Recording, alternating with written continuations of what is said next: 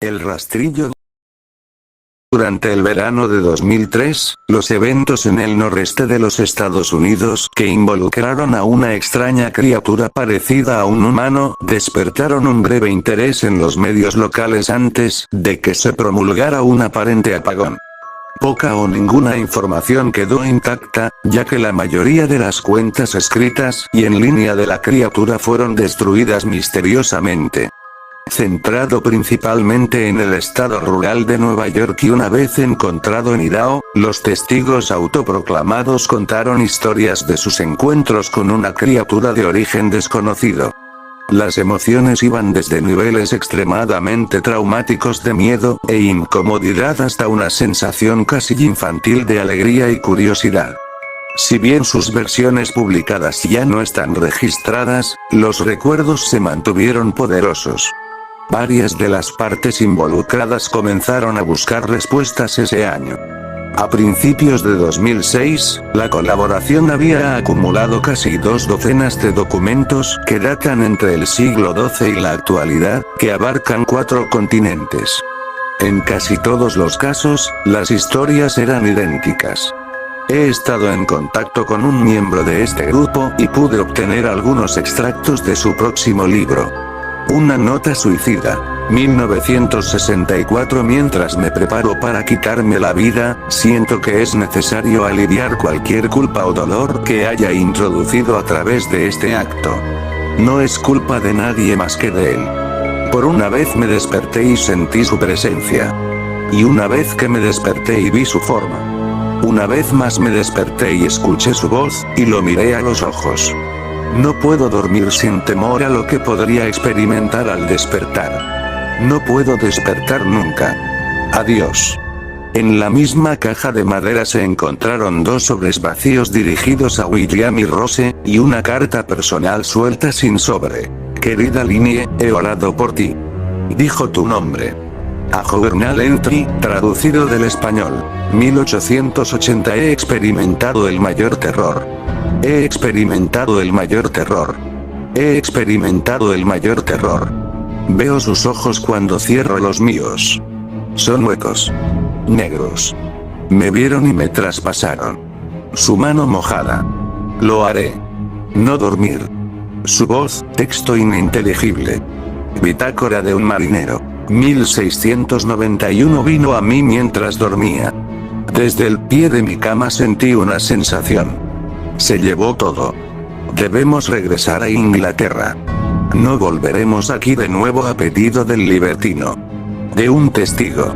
2006. Hace 3 años, acababa de regresar de un viaje desde las cataratas del Niágara con mi familia para el 4 de julio. Todos estábamos muy agotados después de un largo día de manejo, así que mi esposo y yo acostamos a los niños y dimos por terminado. Una noche. Alrededor de las 4 am, me desperté pensando que mi esposo se había levantado para usar el baño. Aproveché el momento para robar las sábanas, solo para despertarlo en el proceso.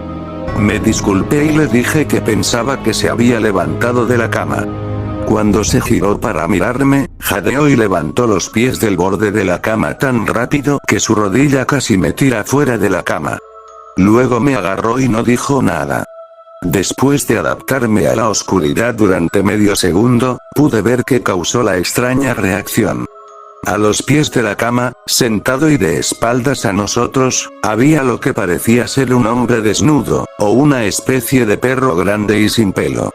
La posición de su cuerpo era inquietante y poco natural, como si hubiera sido atropellado por un automóvil o algo así.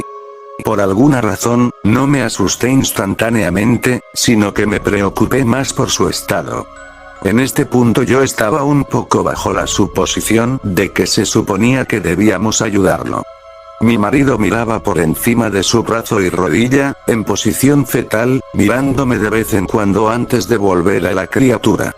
En una ráfaga de movimiento, la criatura trepó por el costado de la cama y luego se arrastró rápidamente en una especie de movimiento agitado a lo largo de la cama hasta que estuvo a menos de un pie de la cara de mi esposo.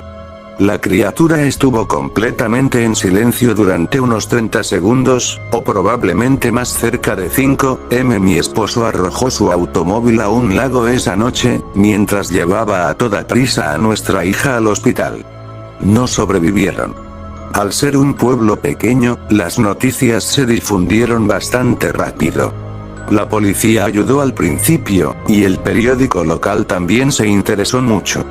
Sin embargo, la historia nunca se publicó y las noticias de la televisión local tampoco la siguieron.